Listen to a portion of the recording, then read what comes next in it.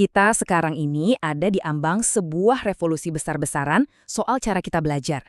Dan ini bukan cuma soal aplikasi baru atau gawai yang lebih canggih ya. Ini jauh lebih dalam dari itu. Ini tentang gimana AI mulai membuka seolah-olah kode rahasia otak kita dan mengubah cara kita menyerap ilmu mungkin untuk selamanya.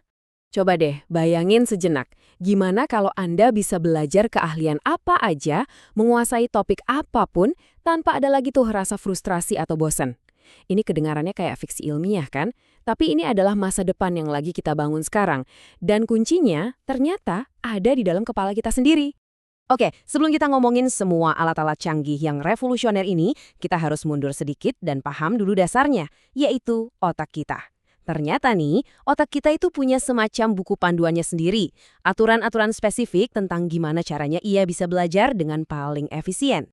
Gini deh, coba bayangin otak Anda itu kayak taman yang rimbun. Awalnya, dia itu menumbuhkan koneksi saraf kemana-mana.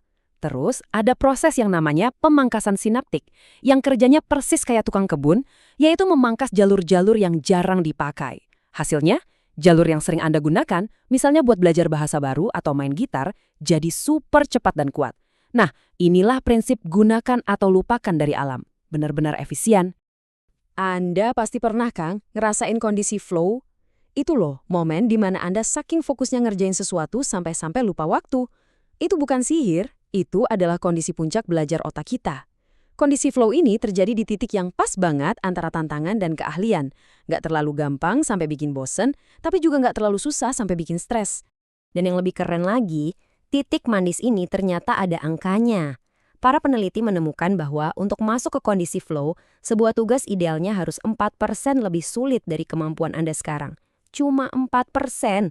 Angka ajaib yang pas banget buat dorong kita keluar dari zona nyaman, cukup untuk memicu pertumbuhan maksimal tanpa bikin kita kewalahan. Jadi kita udah tahu aturan main otak kita nih. Ada pemangkasan sinaptik dan ada aturan 4%. Nah pertanyaannya sekarang, gimana caranya kita bikin teknologi yang sejalan sama aturan ini, bukan malah melawannya? Disinilah perangkat-perangkat canggih mulai berperan. Ada 3 teknologi utama yang jadi pelopornya. Pertama, tutor AI yang dipersonalisasi yang tugasnya menjaga setiap siswa tetap di zona tantangan 4% itu. Kedua, konten generatif yang bisa menciptakan soal latihan tak terbatas secara instan. Dan ketiga, virtual reality yang bisa membawa kita ke ruang kelas yang mustahil. Misalnya belajar geologi sambil jalan-jalan di permukaan Mars. Dan jangan salah ya, ini bukan sekedar tren iseng-iseng. Duit yang digelontorkan ke sini itu gede banget. Pasar AI di bidang pendidikan diproyeksikan mencapai 12,3 miliar dolar pada tahun 2026. Ini sinyal pergeseran besar-besaran soal prioritas pendidikan di seluruh dunia. Oke, ini semua kedengarannya keren banget ya secara teori.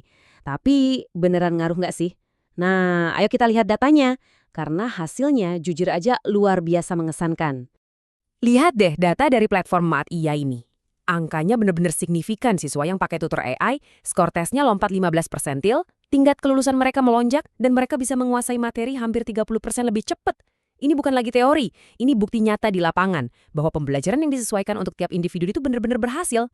Sal Khan, pendiri Khan Academy, ngejelasin ini dengan sangat pas. Kekuatan sebenarnya itu bukan soal seberapa cepat kita bisa belajar, tapi soal kemampuan AI untuk menciptakan variasi soal latihan yang nggak ada habisnya, yang menargetkan tepat di mana seorang siswa kesulitan. Itulah inti dari personalisasi yang sesungguhnya. Dan dampaknya buat para pengajar juga luar biasa besar. Biasanya bikin satu modul kursus itu bisa makan waktu 120 jam. Dengan bantuan AI, waktu itu bisa dipangkas jadi cuma 8 jam. Bayangin, ini artinya guru-guru jadi punya banyak waktu luang buat fokus ke hal yang paling penting, membimbing dan menginspirasi siswa mereka. Oke, dengan semua alat canggih ini, berarti belajar tanpa batas udah di depan mata dong. Eits, tunggu dulu. Ada satu rintangan besar yang nggak bisa ditembus oleh teknologi, yaitu biologi kita sendiri, dan terutama cara otak kita merespons stres. Penting banget nih buat kita tahu, nggak semua stres itu sama. Ada yang namanya stres akut, kayak adrenalin pas kita ngejar deadline. Dan ada stres jangka panjang, tekanan yang nggak reda-reda dari hari ke hari. Nah, keduanya ini punya dampak yang beda banget ke otak kita. Stres akut atau respons lawan atau lari itu sebenarnya bisa berguna loh. Dia membanjiri sistem kita dengan hormon yang bisa ngasih kita energi dan fokus super dalam waktu singkat. Tapi ada harganya. Seperti yang bisa kita lihat di sini, dorongan kita memang naik. Tapi lihat deh, kemampuan kita buat mikir kreatif, rasa penasaran, justru anjlok. Otak kita seolah-olah beralih ke mode bertahan hidup, bukan mode belajar. Nah, stres jangka panjang, ini ceritanya beda lagi. Ini jauh lebih merusak. Ini bukan dorongan sementara. Ini ibarat penutupan sistematis yang pelan-pelan mematikan kemampuan berpikir tingkat tinggi kita. Efeknya benar-benar merusak. Dorongan, empati, kreativitas, objektivitas, semua kualitas yang kita butuhkan untuk belajar secara mendalam menurun drastis. Stres kronis ini benar-benar menguras energi mental kita. Intinya gini, AI secanggih apapun nggak akan ada gunanya kalau otak kita udah shutdown karena kelelahan. Jadi jalan keluarnya gimana dong? Nah, jawabannya bukan milih antara teknologi atau manusia, tapi menciptakan kemitraan, sebuah masa depan di mana teknologi justru memperkuat kelebihan-kelebihan unik kita sebagai manusia. Kutipan dari Profesor Ashok Goel ini pas banget buat ngerangkum semuanya. AI mengambil alih tugas-tugas yang repetitif, kayak menjawab pertanyaan yang sama berulang kali, supaya beliau bisa fokus pada bimbingan, penelitian, dan merancang pengalaman belajar yang lebih baik. Jadi ini bukan soal penggantian, tapi penguatan. Artinya, peran guru itu lagi bertransformasi. Mereka bergeser dari sekedar jadi penyampai informasi menjadi arsitek pengalaman belajar.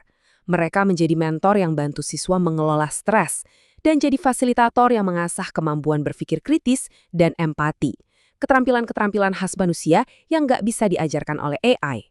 Pada akhirnya, ya inilah intinya. Kita sedang membangun alat-alat yang luar biasa pintar untuk mempercepat pembelajaran. Tapi pertanyaan besarnya bukanlah seberapa pintar alat-alat kita, melainkan seberapa bijaksana kita dalam memakainya untuk mengelola stres, memupuk rasa ingin tahu, dan memperkuat apa yang membuat kita menjadi manusia. Terima kasih sudah menyimak.